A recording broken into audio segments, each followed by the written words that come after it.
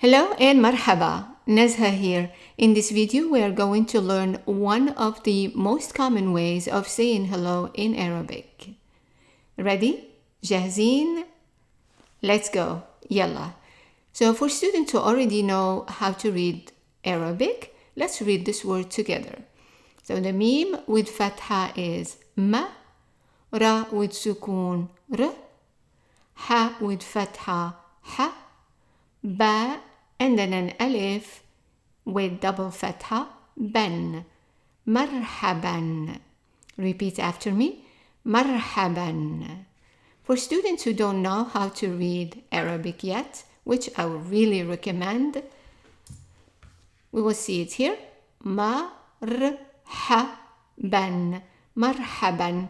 And I put here a capital H. That one is for the H that's like blowing air. Marhaban. Marhaban. Now let's look at how we say it in spoken modern standard Arabic. If you notice here, same as modern standard Arabic. So we could say marhaban, marhaban, or which is more common than marhaban. Let's read it again together.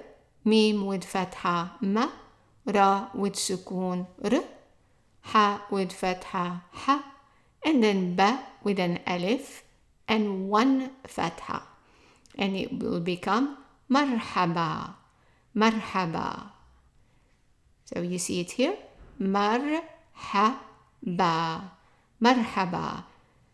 And marhaba or marhaban means hi, hello, and it also means welcome. As like, for example, if someone is coming to your house, you could say marhaban or marhaba, and it will mean both hello and welcome.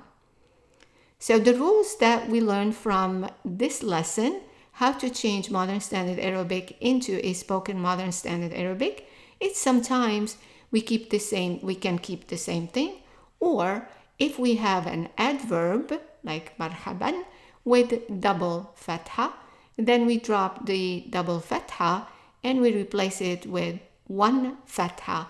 So instead of ban, it's ba. Instead of an, it's a. Ban, ba. Okay?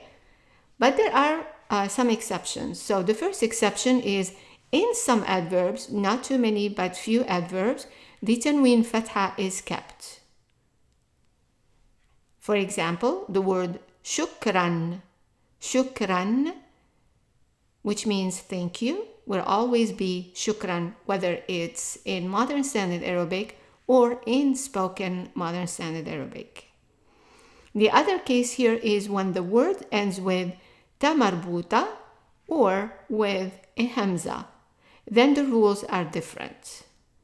So, two cases. One is in few adverbs, the tanween fatha stays, and the other one is when the word ends with ta marbuta with double fatha and or a hamza with double fatha. Then the rules are different, and we will learn those later. I hope you enjoyed this video and see you in the next one.